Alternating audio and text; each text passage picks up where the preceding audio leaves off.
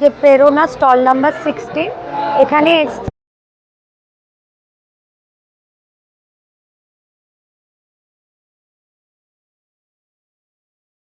ভালোভাবে মায়ের দর্শন হয়ে গেছে, একদম সামনে থেকে মাকে দর্শন করেছি।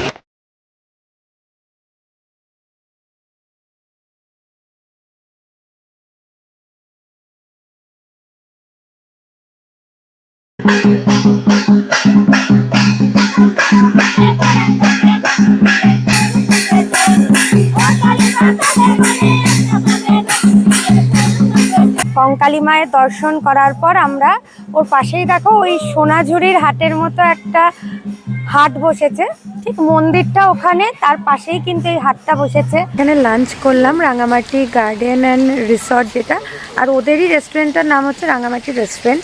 তো বাইরের পরিবেশটা জাস্ট দেখো। হ্যালো সবাইকে, welcome back to my channel. আশা করি তোমরা প্রত্যেকে খুব ভালো আছো, আর আমরাও ভীষণ ভালো আছি। তো আজকে আমি ব্লগটা শুরু করছি তারাপীঠ থেকে, আর আজকে আমাদের তারাপীঠের ডে 2। তো কালকে তো আমি তোমাদের ব্লগে সমস্তটাই দেখিয়েছি, আমাদের পুরো কলকাতা থেকে তারাপীঠের পুরো জার্নিটা শেয়ার করেছি। আর এখানে এসে কোথায় কোথায় ঘুরলাম, কি খেলাম না খেলাম, সমস্ত কিছুই আগের ব্লগে আমি তোমাদেরকে শেয়ার করেছি। তো আশা করি তোমরা ব্লগটা দেখেছো, আর যদি না দেখে থাকো তাহলে অবশ্যই তারাপীঠের প্রথম দিনে এসে আমরা কি কি করেছি দেখে নিও। তো তোমাদের যেমনটা আমি আগের ব্লগে বলেছিলাম যে আজকে আমি মা তারার কাছে পুজো দিতে যাব, সেরকমই আমি এখন পুজো দেওয়ার জন্য রেডি হয়ে গেছি। তো আজকে আমি শাড়ি পরে নিয়েছি পুজো দিতে যাব বলে। তো যাওয়ার আগে ভাবলাম চেরিকে কিছু একটা খাইয়ে নিয়ে যাই, তাই জন্য ঘরে আমি ব্রেকফাস্ট অর্ডার করে নিয়েছি। আমরা একবারে পুজো দিয়ে তারপর খাওয়া দাওয়া করব। তো দেখো এখানে আমি নিয়ে নিয়েছি এই হোটেলে যে ইন হাউস রেস্টুরেন্টটা আছে ওখানেই অর্ডার করেছিলাম, লুচি নিয়েছি আর এখানে ডাল দিয়েছে। তো এটার প্রাইস পড়েছে 60 রুপিস। এখানে আরও কিছু আছে ব্রেকফাস্টের অপশানে, আলুর পরোটা ছিল, ব্রেড টোস্ট ছিল, জ্যাম টোস্ট ছিল।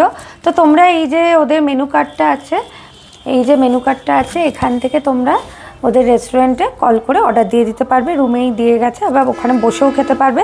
তো এক প্লেটে 4টে করে লুচি দিয়েছে। তো চলো আমি চটপট চেরিকে খাইয়ে নিই। বাইরেটা দেখো কতটা সুন্দর লাগছে, শীতের সকাল, চারিদিকে লোকজন ঘুরে বেড়াচ্ছে, মানে দারুণ লাগছে। আর ভালোই ভিড় আছে, ক্রিসমাসের ছুটিতে মানে অনেকেই তারাপীঠে ঘুরতে এসছে আমাদের মতো। তো চলো তাড়াতাড়ি রেডি টেডি হয়ে মন্দিরে যাওয়া যাক। আমরা রেডি হয়ে কিন্তু মন্দিরে চলে এসেছি। তো এখন আমরা মন্দিরে তারামায়ের কাছে পুজো দেওয়ার জন্য যে সমস্ত পুজোর ডালি হয় সেই সমস্তই কেনার জন্য এগিয়ে চলেছি। তো আমাদের সকালটা কিন্তু এই পূর্ণভূমি তারাপীঠ মন্দির থেকেই শুরু হলো। চারিদিকে শুধু লোক আর লোক। তারামাকে দর্শন করার জন্য ভক্তদের মধ্যে এই যে অপার আবেগ নিজের চোখে প্রত্যক্ষ করে ভীষণ ভালো লাগছে। তোমাদের এখন যে জায়গাটা দেখাচ্ছি সেটা হচ্ছে বলি দেওয়ার জায়গা। তারাপীঠ মন্দিরে এখনও কিন্তু বলি প্রথাটা চালু রয়েছে। আমরা কিন্তু এখন চলে এসেছি পুজোর সব ডালি যেখানে পাওয়া যায়, পরপর দেখো দোকানগুলো আছে, সেখানেই চলে এসেছি পুজোর ডালি কেনার জন্য। ডালি কিনে নিয়ে মা তারাকে পুজো দিতে যাব।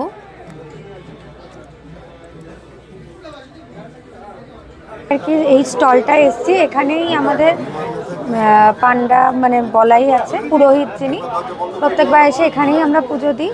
তো এখানে আমরা আর কি ওই ডালা টালা সাজিয়ে নেওয়া হচ্ছে। তোমরা যে মানে যে টাকার পুজো দিতে চাও এখানে সব আলোচনা করে নিতে পারো। তো এই মালা দুটো আমরা নিয়েছি ঠাকুরকে পরাবো বলে। আর এখানে দেখো প্যারা আছে। তো দেখা যাক কখন মায়ের দর্শন হয়। আপনার যেটা মায়ের সিঙ্গার সেট, সিঙ্গারে যা যা লাগে মাকে, সেই সিঙ্গারের সমস্ত তার মধ্যে থাকছে মায়ের শাড়ি, মাকে যেটা পরানো যাবে শাড়ি, শাড়ির সঙ্গে থাকছে আলতা, সিঁদুর, শাখা নোয়া, প্লাস গোলাপ জল, মায়ের প্যারা, সিঁদুর, দুটো চুন্ডি থাকবে মালাগুলো, আর হ্যাঁ দুটো মালা থাকবে, লুজ ফুল থাকবে মায়ের, মানে যা যা মাকে দিতে হয় সবই পেয়ে যাচ্ছে। এটা নিয়ে গিয়ে পুজো হবে মায়ের। ধূপ টুপ সব দিয়ে দিয়েছো? হ্যাঁ হ্যাঁ, ধূপকাঠিটা দেবো। আচ্ছা, ধূপকাঠিটা পুজো করার পর বাইরে এসে জ্বালাতে হয়, কেন মায়ের ভিতরে ধূপকাঠি জ্বালা অ্যালাউ নেই। আচ্ছা, তোমাদের তো সবটা শুনিয়েই দিলাম ওখানে কিভাবে কি পুজো দিতে হয়। তো আমরা আমাদের পুজোর ডালি নিয়ে কিন্তু এবার ভেতরে প্রবেশ করছি। আর এটা বলে রাখি তোমাদের, এটা হচ্ছে ভিআইপি লাইন ছিল, আরেকটা যেটা তোমাদের ঢোকার মুখে দেখালাম, ওপর দিয়ে দিয়ে লাইন যাচ্ছে, ওটা কিন্তু জেনারেল লাইন। আমাদের যেহেতু এত সময় ছিল না, তাই আমরা ভিআইপি লাইন দিয়ে গিয়ে পুজো দিয়েছি। এখানে ভিড়টা একটু তুলনামূলক কম থাকে। দেখো চারিদিকেই কিন্তু শুধু লোক আর লোক। আমাদের কিন্তু খুব ভালোভাবে তারা মায়ের দর্শন হয়ে গেছে, একদম সামনে থেকে মাকে দর্শন করেছি। আর খুব ভালোভাবে মানে একদম ঠাকুরের পায়ে হাত দিয়ে ছুঁয়ে ভালো করে প্রণাম করে সামনে থেকে দর্শন করে এসেছি। তো খুব ভালোভাবে তারা মায়ের দর্শন আমরা পেয়েছি। তো পুজো দেওয়া কমপ্লিট। এই দেখো ঠাকুরের মায়ের পায়ের ফুলও নিয়ে এসেছি। তারাপীঠের এই গমগমে আর আধ্যাত্মিক পরিবেশ ছেড়ে আমরা কিন্তু এখন 114 নম্বর হাইওয়ে দিয়ে বেরিয়ে পড়েছি। বিশ্বাস করুন, এখানে আসার পর কিন্তু ভাইবটা জাস্ট বদলে গেল। আমাদের এখন ডেস্টিনেশন মহিষতলের কাছে কোপাই রিভার ভিউ পয়েন্ট। রাস্তাটা প্রায় 55 কিলোমিটারের মতো, কিন্তু এটা কিন্তু যে আমরা শুধু একটা লং ড্রাইভে যাচ্ছি তা নয়, আমাদের জাস্ট চোখের একটা আরাম হচ্ছে। এই যে তোমাদের এখন যে রাস্তাটা দেখাচ্ছি, দুপাশে কিন্তু ময়ূরাক্ষী রিভার রয়েছে। আমরা জাস্ট এই ন্যাচারাল দৃশ্যটা দেখার জন্য, এই দেখো পাশ দিয়ে ট্রেন যাচ্ছে, এটা দেখার জন্য এই রাস্তাটা ধরেছিলাম। বর্ষাকালে কিন্তু তোমরা এই রাস্তাটা দিয়ে যেতে পারবে না, কেননা নদীর জল স্বাভাবিকভাবেই বেড়ে যায়। তখন তোমাদের গুগল ম্যাপে দেখবে আর একটা রাস্তাও দেখাবে, যেটা ময়ূরাক্ষী নিউ ব্রিজ বলে একটা রাস্তা হয়েছে, ওই ব্রিজ দিয়ে তোমাদের যেতে হবে। শহর ছেড়ে এখানে এলেই কিন্তু মনে হচ্ছে পৃথিবীটা যেন অনেক বড় হয়ে গেল। চারপাশটা একদমই খোলামেলা। গাড়ির জানলা দিয়ে বাইরে দেখলেই শুধু সবুজ আর সোনালি ধানের ক্ষেত। আর আমরা যাচ্ছি, তার পাশে কিন্তু রেল লাইনও আমাদের সাথে সাথে যাচ্ছে। এখানকার আকাশটাও যেন অনেক বড় দেখাচ্ছে, তাতে প্রচুর মেঘের আনাগোনা। এই হাইওয়ের প্রতিটা মাইল যেতে যেতে মনে হবে যেন রবি ঠাকুরের লেখা কোনো কবিতার পাতা উল্টাচ্ছি। একটা অদ্ভুত শান্তি আছে এখানকার বাতাসে, একটা বন্য অথচ স্নিগ্ধ সৌন্দর্য। এই ল্যান্ডস্কেপটা শুধু চোখে দেখে বোঝা যাবে না, কিন্তু যখন গাড়ির কাঁচটা খুলে দিচ্ছি মাঝে মাঝে আর ঠান্ডা হাওয়াটা এসে লাগছে, জাস্ট মন থেকে ফিল করা যাবে যে কতটা সুন্দর পরিবেশ।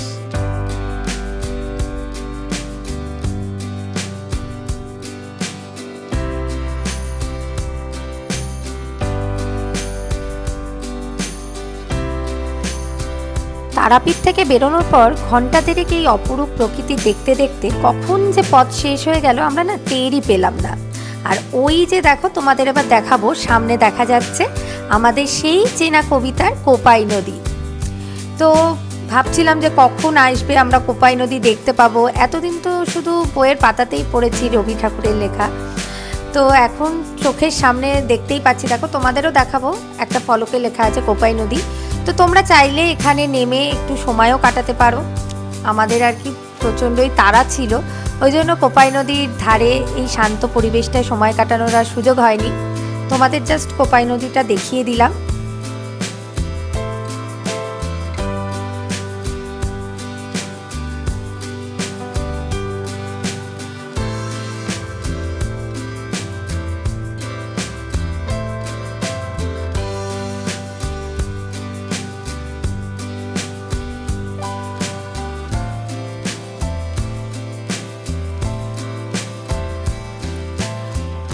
রাস্তায় যেতে যেতেই আর কি কোপাই নদীর এই অদ্ভুত সুন্দর পরিবেশটা মন ভরে উপভোগ করলাম আমরা। আর এরপর আমাদের ডেস্টিনেশন হচ্ছে বীরভূমের আরেকটা ভীষণ স্পেশাল জায়গা, সেটা হলো কঙ্কালীতলা সতীপীঠ। চলুন এবার সেখানেই আপনাদের সমস্তটা ঘুরিয়ে দেখাই।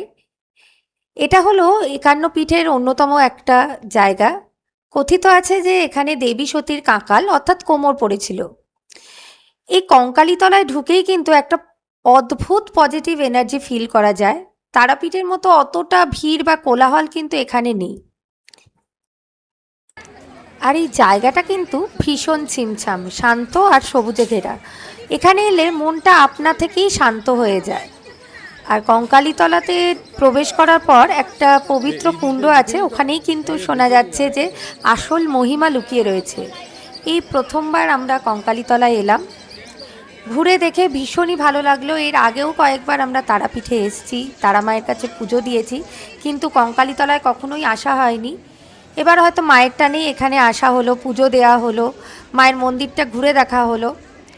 তো আমাদের তো এবার পুজো দেওয়া হয়ে গেল, এখানেও মনটা বেশ শান্ত লাগছে। এবার এমন একটা সারপ্রাইজ দেবো যেটা দেখে আমি গ্যারান্টি দিচ্ছি আপনাদের কিন্তু সোনাঝুরি হাটের কথা মনে পড়ে যাবে। তো মন্দিরে পুজো দিয়ে বেরোতেই পাশেই একটা দেখা যাচ্ছে চমৎকার ছোট্ট হাট। কি দেখে মনে হচ্ছে না ঠিক সোনাঝুরির মতোই ভাই? অথচ অতটা ভিড় বা হুড়োহুড়ি কিছুই নেই, অনেকটা ভিড় কম এখানে। চারিপাশে গাছের ছায়া, আদিবাসী হস্তশিল্প, মাটির গয়না, ডোকরা সব মিলিয়ে পুরো একটা মিনি সোনাঝুরি ব্যাপার। যারা শান্তিতে একটু লোকাল হ্যান্ডক্রাফটস এক্সপ্লোর করতে চান আর ওই অ্যাথেন্টিক গ্রাম বাংলার জিনিসপত্র কিনতে চান, তাদের জন্য কিন্তু এই জায়গাটা জাস্ট পারফেক্ট। আর দামও কিন্তু বেশ রিজনেবল। সোনাঝুরির ওই বিশাল বড় মেলাটার একটা ছোট্ট মিষ্টি ভার্সন যেন এই কঙ্কালীতলার হাট। আমার তো ভীষণ ভালো লেগেছে। এখানে কিন্তু হাতে সময় থাকলে ঘুরে অনেক দোকান দেখা যাবে, প্রচুর জিনিসপত্রও আপনারা কিনে নিতে পারেন এখান থেকে। এরপর যারা বোলপুর বা শান্তিনিকেতন ট্রিপ প্ল্যান করছো তারা কিন্তু কঙ্কালীতলার মায়ের দর্শন আর এই সুন্দর হাটটা কোনোটাই কিন্তু মিস করবে না। দেখো এই একতারাগুলো বিক্রি হচ্ছে, শান্তিনিকেতনে গেলে কিন্তু সবাই এই একতারা দু একটা কিনেই থাকে, আমরাও কিন্তু কিনেছি।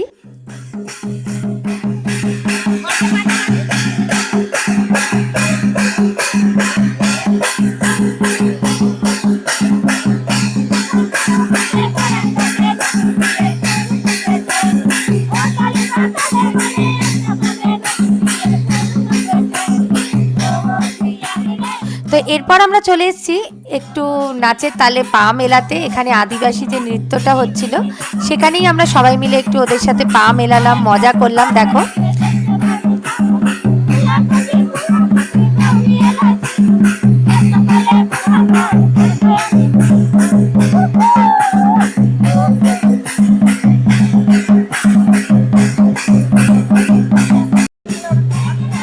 তো আমরা তারাপীঠ থেকে কিন্তু ডাইরেক্ট কঙ্কালীতলায় চলে এসেছি। তো কঙ্কালী মায়ের দর্শন করার পর আমরা ওর পাশেই দেখো ওই সোনাঝুরির হাটের মতো একটা হাট বসেছে, ঠিক মন্দিরটা ওখানে, তার পাশেই কিন্তু এই হাটটা বসেছে। ওখানে দেখো ওই সাঁওতালি নৃত্য হচ্ছে, যেটায় আমরাও পার্টিসিপেট করেছিলাম, খুব মজা হলো। আর এখানে দেখো নানা ধরনের সব দোকান নিয়ে বসেছে। এখানে ব্যাগের দোকান আছে, চারিদিকে ব্যাগের দোকান, এই দিকেও ব্যাগের দোকান। এখানে কিছু নানা রকম শান্তিনিকেতনে যে কাজটা দেখা যায় বেশি সেই ধরনের ব্লাউজের দোকান রয়েছে। আবার এইদিকে ব্যাগের দোকান আছে, কুর্তি বিক্রি হচ্ছে। তো দেখে কিন্তু ভীষণই ভালো লাগছে। আর ওয়েদারটাও ভীষণ ভালো আছে, মানে এত রোদ উঠেছে যে ওই জন্য ঠান্ডাটা খুব একটা ফিল হচ্ছে না। দেখ কি সুন্দর সুন্দর চুড়ি হার এখানে পাওয়া যাচ্ছে, কি সুন্দর হারগুলো।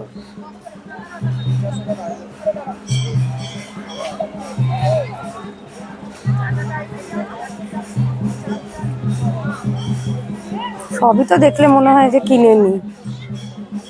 এখানে দেখো নানা ধরনের কুর্তি রয়েছে।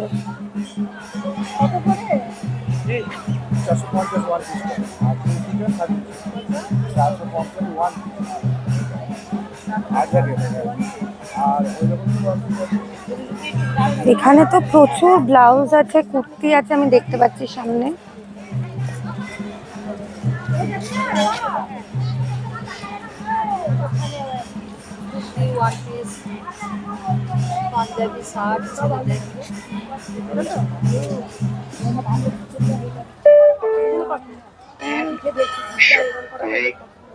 এগুলো কি কুর্তি? হয়েছে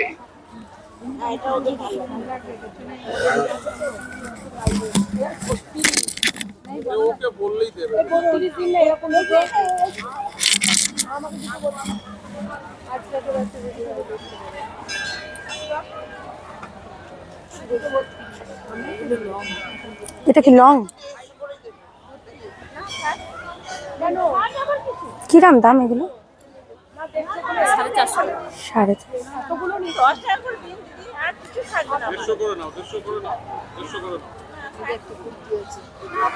এগুলো, হ্যাঁ এগুলো, ওগুলো আরো।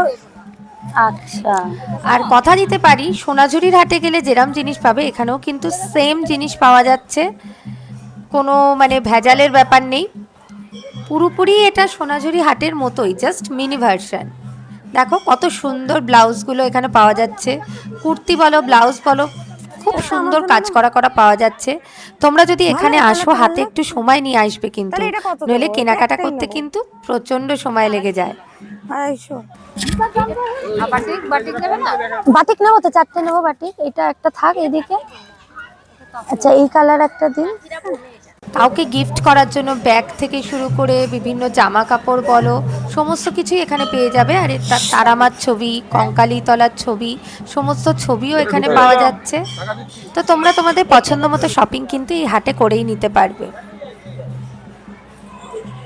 তো আমি তোমাদের দেখিয়ে দিচ্ছি এখানে কত রকমের দোকান রয়েছে, আর আমিও কি কি কেনাকাটি করলাম এখান থেকে সেই সমস্ত তো পরে তোমাদের দেখাচ্ছি। তোমরা যদি এখানে কেনাকাটি করো একটু বার্গেনিং করে নিও, কেননা ওরা একটু বেশি বেশি দাম বলছিল। হ্যাঁ হ্যাঁ, ওটা কোনো কালারের ব্যাপার নেই স্যার।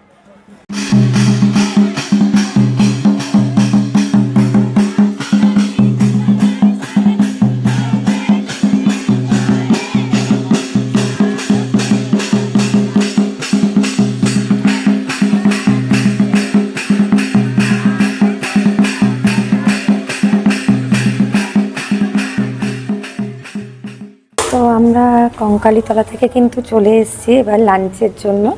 তো লাঞ্চের জন্য আমরা এসেছি কোপাই নদীর কাছেই একদম রাঙামাটি রেস্টুরেন্টে।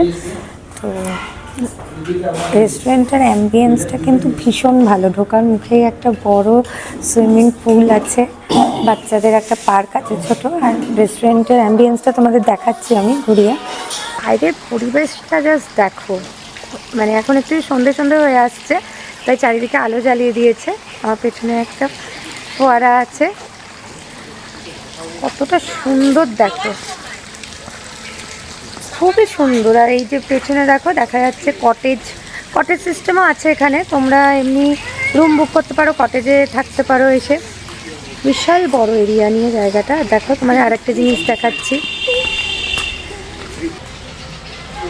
তো দেখো আমার পেছনে কি আছে, পুল আছে। তো শীতকাল যেহেতু আর পুলে নামা তো যাবে না, পুলে আর নামিনি কেউ।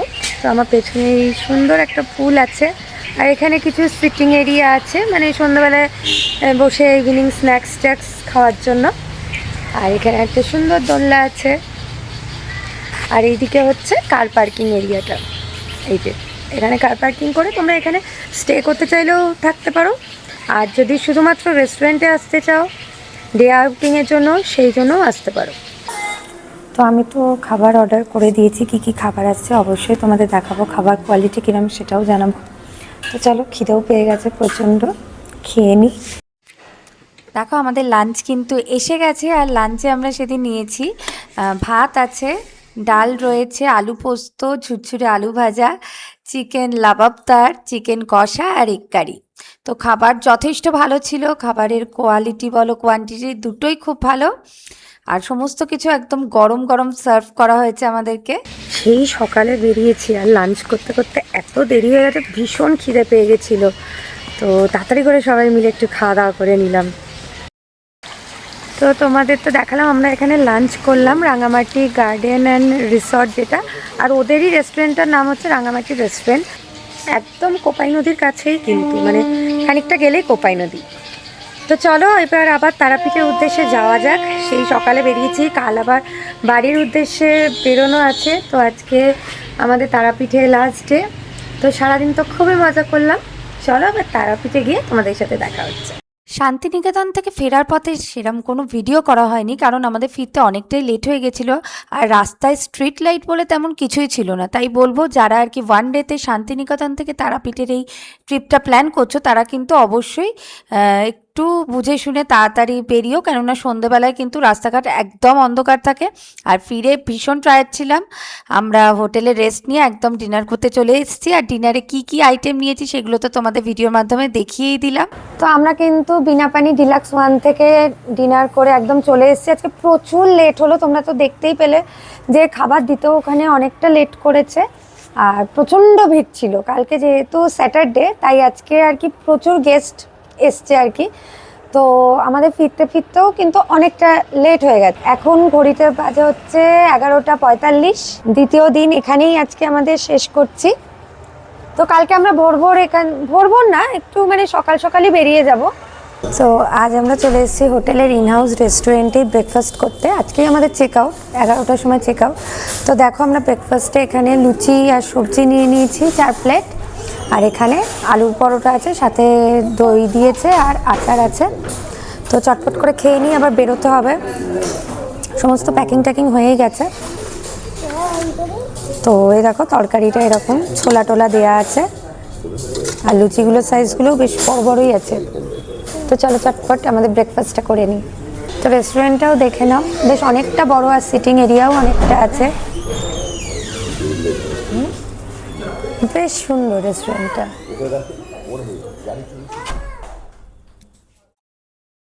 আমাদের এই সফর কিন্তু এখানেই থামছে না। সকাল সকাল ব্রেকফাস্ট করে আমরা কিন্তু আবার বেরিয়ে পড়েছি। তারাপীঠ, শান্তিনিকেতন সমস্ত ঘুরে এখন আমরা সোজা এগিয়ে চলেছি ঐতিহাসিক মুর্শিদাবাদের দিকে, হাজারদুয়ারি প্যালেস দেখতে।